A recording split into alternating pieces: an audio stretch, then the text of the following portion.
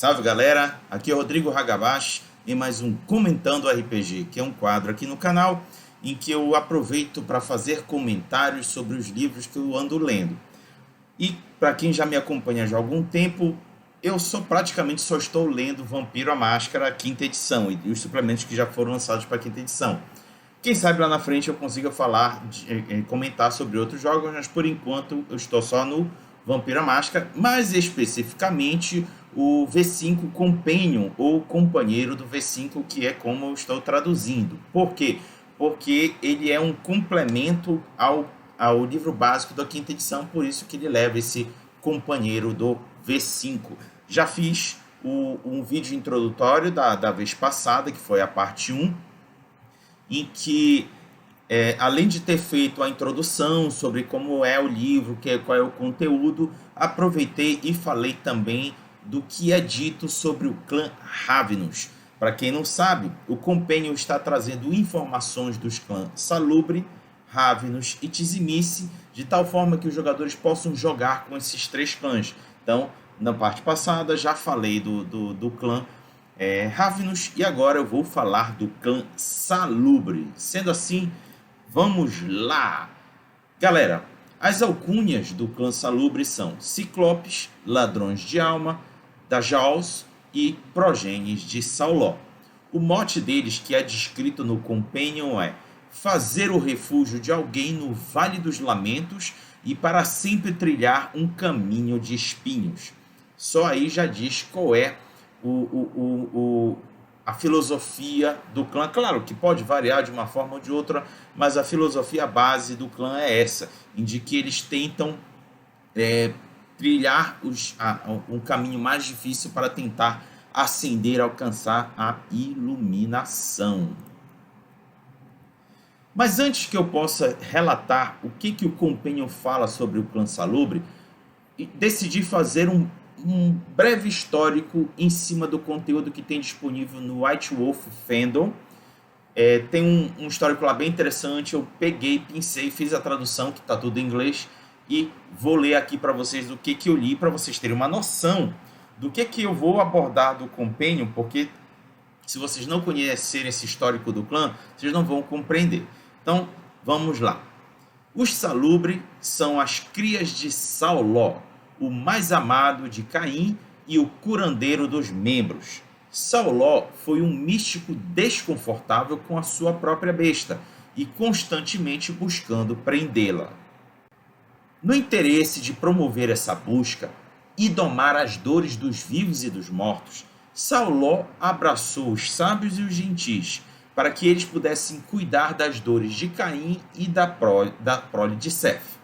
Essas crias, os Salubre, foram reverenciados como curandeiros e pacificadores, excepcionalmente altruístas com criaturas mais frequentemente definidas por sua voracidade. Em algum momento, na era da Segunda Cidade, Sauló se desesperou em conquistar a sua besta e fugiu para o leste desconhecido, para estudar sob os gurus hindu e o grande Ahat Shwe, que é um renomado filósofo Kuei-Jin que descobriu os 5 Dharmas. Quando ele retornou, ele carregava um terceiro olho e uma nova compreensão para a condição vampírica. A besta dele foi aquietada e ele descrevia a nova condição dele como estando na Golconda, nomeada pela cidade onde ele finalmente alcançou a paz anterior. É isso aí, galera. Então vocês, pelo menos até esse ponto, vocês já entendem do porquê que os Salubre carregam esse terceiro olho, que é graças a esse alcance da paz interior que Salubre conquistou por ter alcançado a Golconda. Quem já leu Vampiro à Máscara sabe que dentro do livro tem um estado de equilíbrio com a maldição de Caim, porque afinal de contas todos os descendentes de Caim carregam a maldição que foi colocada sobre ele, que é essa necessidade de ter que sugar o sangue dos mortais para poder sobreviver. Então a Golconda é quando eles alcançam essa paz interior. Eles meio que se livram dessa necessidade de ter que consumir o sangue e não sofrem mais com as maldições de Caim. Então, graças ao Salubre, surge o terceiro olho, que é uma das fraquezas do clã, E surge a Golconda, que é esse alcance da paz interior para os vampiros. Continuando, o clã, revitalizado pelo retorno de seu ancestral, abraçou os novos poderes de cura e aumentou as suas habilidades. Foi nesse período que o terceiro olho tornou-se uma marca de todos os Salubri. Originalmente um sinal de iluminação, eventualmente tornou-se um alvo. Uma das características aqui, galera, do clã Salubre é que eles adotaram essa postura de serem os curandeiros. Afinal de contas, surgiu uma disciplina específica do clã, que é o OBA, em que ele é dedicado a poderes que geram algum tipo de recuperação ou cura daqueles que estiverem sendo tocados por esse poder. E naturalmente eles acabaram eventualmente na história se tornando um alvo de todos os outros. E isso, galera, é graças aos Tremé. Vocês vão ver mais à frente por que o clã Tremé é responsável por essa perseguição ao clã Salubre. E desde então, galera, os Salubre foram sempre vistos como raros. O próprio Sauló entrou em torpor em algum momento em torno do século I e poucas vezes reapareceu nesse período.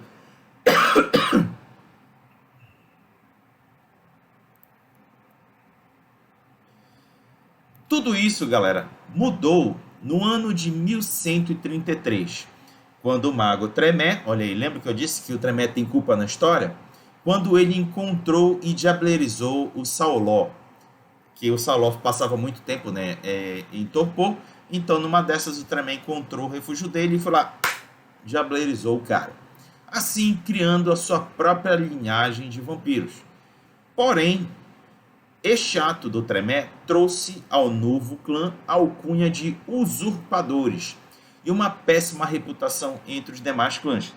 Ninguém queria um usurpador perto deles. Só que, para reverter essa situação negativa, os Tremé iniciaram uma campanha de propaganda cruel e magia barata. Os Salubre nunca foram vistos inteiramente confiáveis.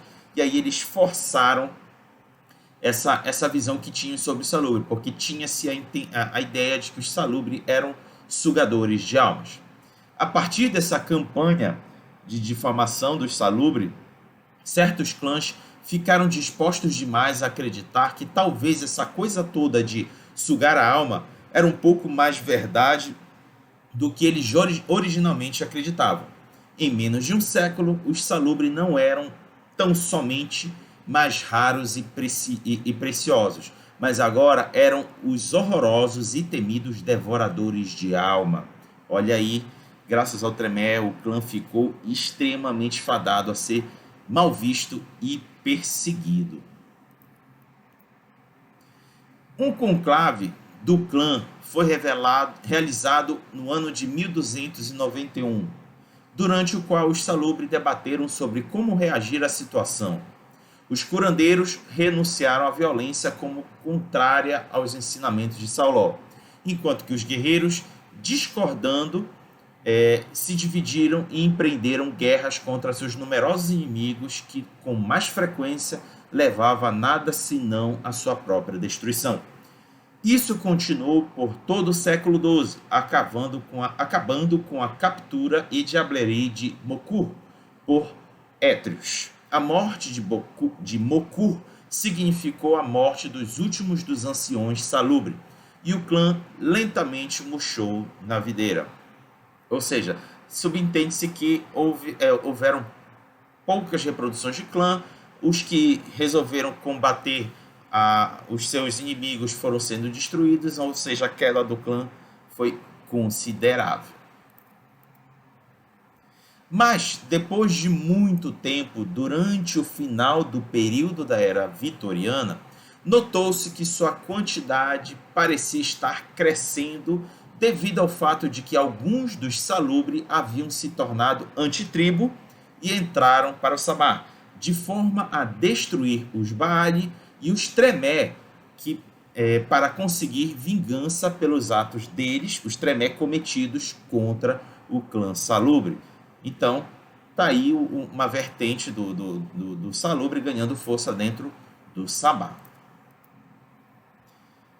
Quanto aos Salubres puros remanescentes, eles descobriram que o espírito do tempo permitiu a eles encontrar aliados entre o gado, os quais procuravam eles por respostas espirituais e estavam dispostos a relevar as peculiaridades deles. E a partir do V5, aí já é um pequeno trecho que eu estou aqui destacando do compêndio para vocês, é dito que as crias de Salubre ainda são poucas, que somente 7 chegaram a existir ao mesmo tempo, mas não se pode confirmar se isso permanece verdadeiro ou não nas noites modernas. Então, galera, esse foi o apanhado histórico que eu trouxe aqui para vocês compreenderem a partir de agora o conteúdo do V5 Companion, que eu vou comentar aqui para vocês. Quem são os Salubre, galera? Pelo que é descrito no companheiro do V5. De acordo com o costume deles, os senhores Salubre abraçam somente quando eles alcançam a Golconda, assim transmitindo a sua maldição à cria. É dito em algum momento, galera, que toda vez que um Salubre alcança a Golconda, ele faz a cria e se destrói, porque ele já encontrou o objetivo de busca dele e deixa o legado para o próximo e se destrói. Por isso é uma das justificativas do porquê que eles seriam tão poucos. Mas na realidade tem outras justificativas anteriores, porque acabaram sendo vampiros perseguidos, seja pelo que eles representavam, ou seja pela busca de vingança que eles buscavam. Eles buscam, galera, continuando o conteúdo do Companion, eles buscam aqueles com naturezas inquisitivas, vontade quase piedosa e nenhum pequeno ponto de dificuldade pessoal sobre eles. Para os senhores Salubre, considerarem uma progenie, uma cria em potencial deve ter um problema a resolver. Ou seja, os Salubre não abraçam por capricho. Tá aí, tem uma característica bem específica do porquê que os Salubre abraço. Eles frequentemente levam não vidas conturbadas, sobrecarregadas pela condição de membro, mas encorajada pela promessa de redenção, por mais elusiva que ela possa parecer. Destemidos, os Salubre buscam a resposta para a danação de Caim e até ajudam outros a encontrar sua própria absolvição pessoal. Essa aí é a vertente daqueles Salubre que buscam a iluminação. Só que tem uma outra vertente, galera, que com o poder de garantir a ajuda que vem do poder de machucar e combinado com detalhes da postura agressiva de alguns Salubre, caçar e destruir aqueles que eles consideram perigosamente próximos à besta, a reputação do clã turvou-se para aqueles poucos que sabem deles. Então, dentro do Companion, justificando a existência dos Salubre, que buscam a iluminação, e dos Salubre, que são guerreiros e aguerridos, que buscam vingança e caçam aqueles que estão próximos da besta e seus inimigos. Isso, galera, é fundamental compreender para entender essa última parte que eu destaco. Poucos príncipes os querem em seus domínios, porque eles geralmente estão às avessas com alguém. E até os barões anarcos podem sentir simpatia pelos Salubre, mas raramente até o ponto que eles estiverem desejando esconder um fugitivo no território deles. Ou seja, galera, seja na Camarilla, seja no território do movimento anarco, os Salubre vão ter problemas para permanecer. Não que não possa ser administrado, mas eles vão ser sempre vistos de forma negativa e perseguidos. Disciplinas, galera. Como eu disse anteriormente, OBA era a disciplina do clã nas edições anteriores. Só que o conjunto anterior de disciplinas do clã, além do OBA, incluía auspícios e fortitude. Agora, o OBA, como disciplina, foi substituído por dominação. Galera, agora é auspícios, dominação e fortitude. E os poderes de OBA, da disciplina OBA anteriormente conhecida, são agora representados através de poderes amalgamados entre as 3 disciplinas básicas do clã. Ou seja, é uma amálgama entre auspícios, fortitude e dominação. Não necessariamente varia, pode ser dominação com auspício ou dominação com fortitude, varia, mas sempre tem duas dessas amalgamadas formando um poder de OBA. Então, galera, esqueçam BA da forma como vocês conheciam. Agora é dominação, auspício e fortitude. E vejam aonde é que vocês querem de amálgama para obter aquele OBA desejado para os salubres que vocês desejam jogar. A perdição. Galera, égua, pessoal do mundo das trevas dedicado a produzir esse novo conteúdo da quinta edição foi maldoso com o clã salubre. Porque, bicho, essa fraqueza deles, ou melhor dizendo, essa perdição deles é uma fraqueza que combina 3, ou seja, é uma fraqueza 3 em 1. Vamos à primeira fraqueza. Os membros de outros clãs são especialmente apreciadores do Vitais Salubre.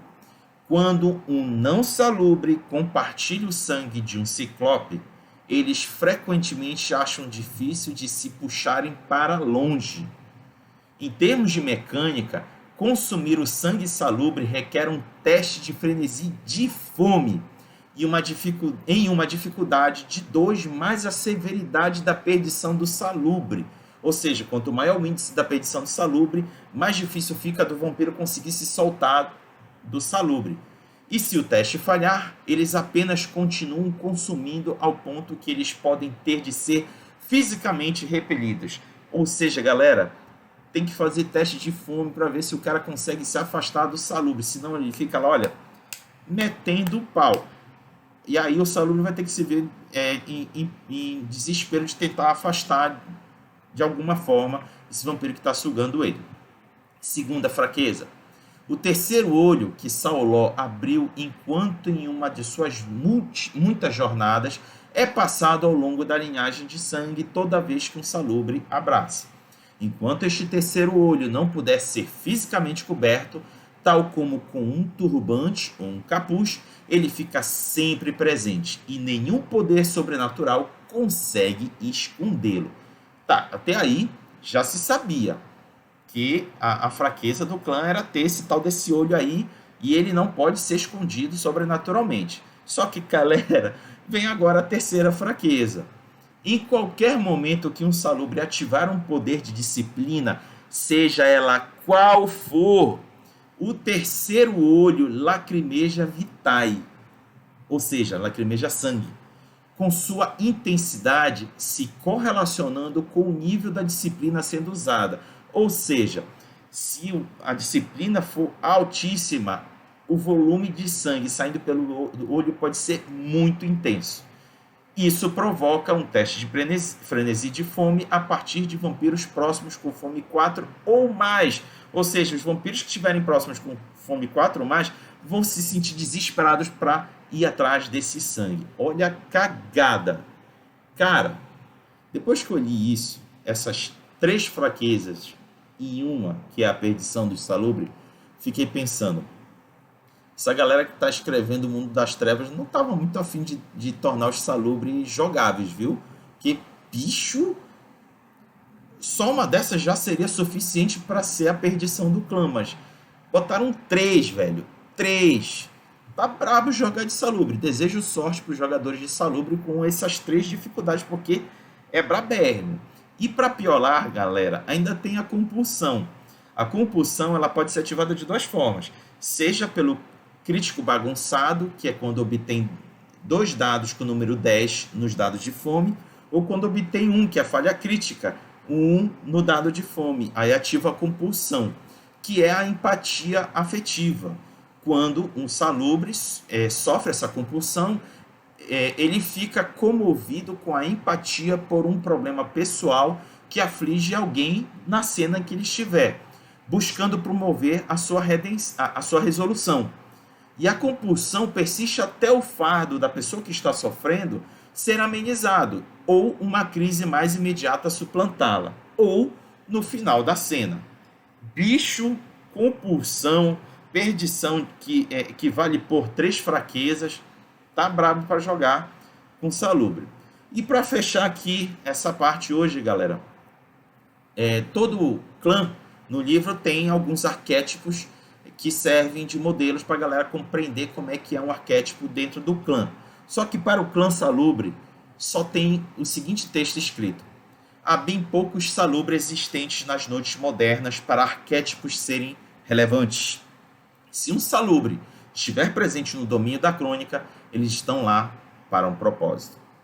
Tá aí, galera. Como eu entendo que ele, como tem muito pouco salubre, não dá para ficar criando das mais variados tipos de arquétipos. Mas se alguém quiser seguir algum arquétipo, basta seguir essas duas vertentes: salubres que buscam iluminação e salubres que buscam a vingança.